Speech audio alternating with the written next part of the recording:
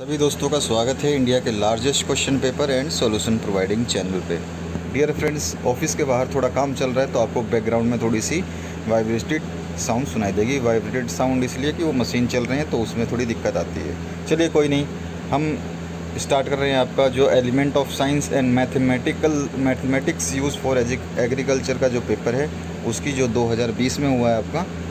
बहुत सारे कमेंट आए कि सर ये वाला पेपर डालिए, और कुछ इसी टाइप के 2 पेपर और हैं उनको भी डालने थे, तो मैंने चलो आपके लिए पेपर डाल देता हूँ। तो स्टार्ट करते हैं। सबसे पहले देख लीजिए इसका जो पेपर है उसके निर्देश हैं कुछ, और इन निर्देशों को पढ़ना ज़रूरी होता है ताकि आपको अपने एग्ज़ाम में कोई गलती ना कर पाएँ। इसके बाद में आ जाइए, फर्स्ट क्वेश्चन से स्टार्ट करते हैं, फटाफट देख लेते हैं क्वेश्चंस को।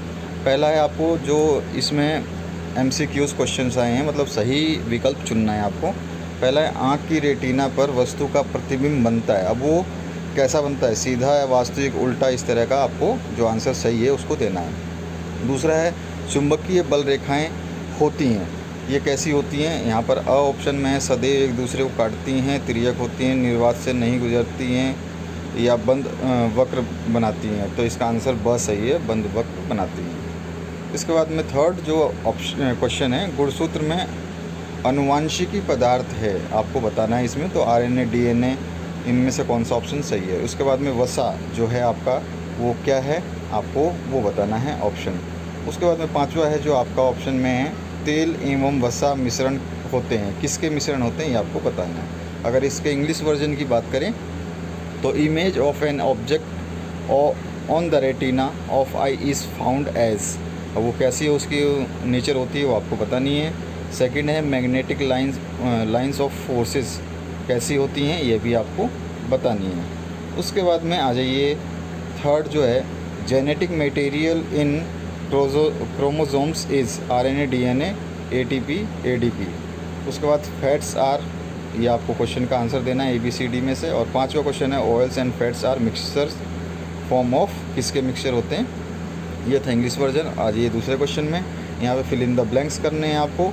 तो कैंचियों का वैज्ञानिक नेम बताना है, और किण्वन यानी कि आपकी फर्टिलाइजेशन जो ये फर्मेंटेशन कैसी क्रिया है ये बतानी है आपको। और इसके बाद में आपको बताना है 80 डिग्री सेंटीग्रेड तापक्रम का मान फ़ारेनहाइट में क्या होता है। तो इसका आंसर ऐसे निकालेंगे आप, 80 डिग्री जो सेंटीग्रेड दे रखा है इसको मल्टीप्लाई करेंगे 9/5 से, और जो आंसर आएगा उसमें आप 32 जोड़ देंगे तो आपका आंसर बिल्कुल एग्जैक्ट आ जाएगा। ये फॉर्मूला होता है हमेशा, जो भी सेंटीग्रेड गिवन है, जितना भी सेंटीग्रेड गिवन है उसको 9/5 से मल्टीप्लाई करिए, जो आंसर आता है उसमें आप 32 जोड़ दीजिए तो फ़ारेनहाइट में आंसर आ जाएगा।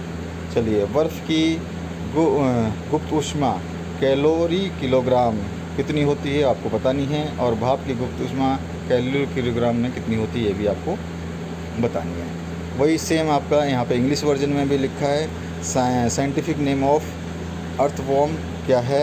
उसके बाद में फर्मेंटेशन इज़ प्रोसेस कैसा प्रोसेस है, और the value of 80 degree centigrade temperature is equal to how many Fahrenheit degree centigrade, how many degree Fahrenheit. उसके बाद में लेटेंट हीट ऑफ आइस बतानी है, और लेटेंट हीट ऑफ स्टीम आपको बतानी है कैलोरी ग्राम में। 9th जो क्वेश्चन है इसमें आपको बताना है, मैच करना है आपको, समद्विबाहु त्रिभुज का क्षेत्रफल बताना है आपको। फिर इसके बाद में आपको बताना है समचतुर्भुज का क्षेत्रफल, पैरेललोग्राम का, और आपको आइसोसेलेस ट्रायंगल का, इस तरह से आपको इक्विलेटरल ट्रायंगल का, और sin 30 का। उसके बाद में आपको कोफिशिएंट ऑफ स्टैंडर्ड डेविएशन, ये सब बताने हैं। तो यहाँ पे लिखा हुआ है, और इसका आंसर बिल्कुल सटीक है अगर आपने थोड़ा बहुत बुक को ध्यान से पढ़ा होगा तो। क्वेश्चन पेपर बहुत अच्छा आया था इस बार आपका। इसमें सत्य असत्य यानी कि ट्रू और फॉल्स आपको फाइंड आउट करने थे। तो यहाँ हिंदी वर्जन और इंग्लिश वर्जन दोनों रखा है, मैं कोई भी एक क्वेश्चन पढ़ देता हूँ। चलिए, जैसे कि मधुमक्खी एक सामाजिक कीट है, ये सही है या गलत है आपको बताना है। मानक विचलन का वर्ग प्रसारण कहलाता है, सही है या गलत है आपको बताना है।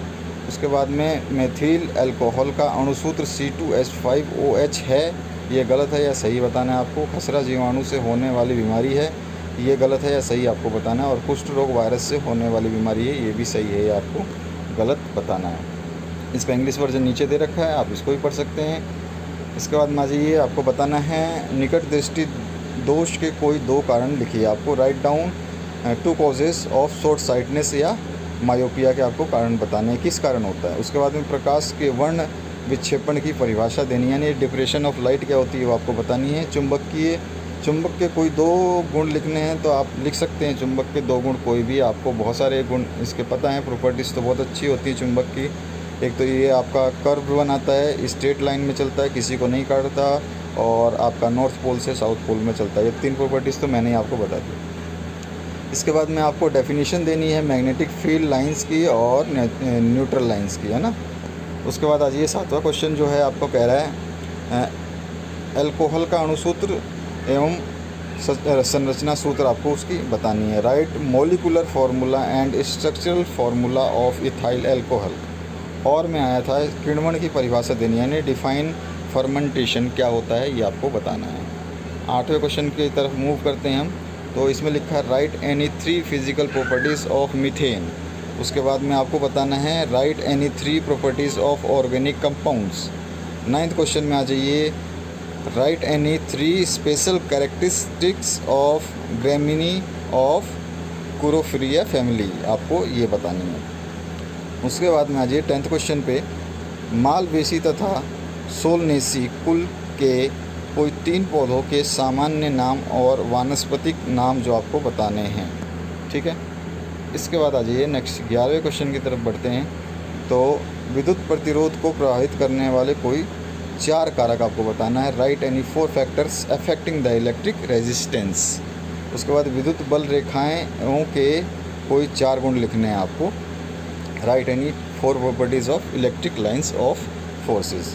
उसके बाद में 12th क्वेश्चन है तेल और वसा में कोई 4 अंतर लिखना है आपको। और इसके और में ऑप्शन आया था कठोर साबुन तथा मुलायम साबुन के में कोई 4 अंतर लिखिए। सारे क्वेश्चंस आपके बहुत अच्छे आए थे इस बार के क्वेश्चन पेपर में। मानव शरीर में प्रोटीन के कोई 4 कार्य लिखने थे आपको, और ग्लूकोज के कोई 4 उपयोग आपको लिखने थे। दोनों में से जो आपको आता था वो आप लिख सकते थे। 14वां क्वेश्चन आपको बोल रहा है आनुवांशिक अभियांत्रिकी के कोई 4 महत्व लिखना है आपको। Right any 4 importance of genetic engineering. अथवा में इसके लिए आया था निम्नलिखित तकनीकी शब्दों को परिभाषित कीजिए। तो यहाँ पे देखिए कौन से लिखे हैं जो तकनीकी शब्द हैं वो लिखे गए हैं आपको।